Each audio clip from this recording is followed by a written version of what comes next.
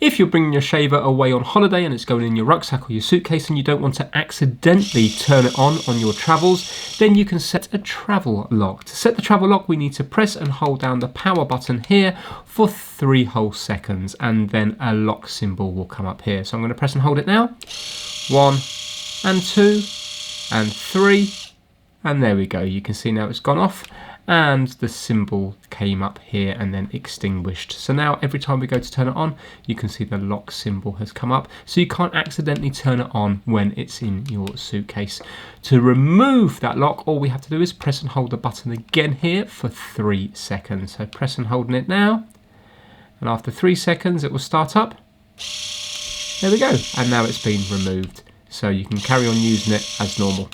So that's how to use the travel lock on the Philips Series 7000. Thanks for watching.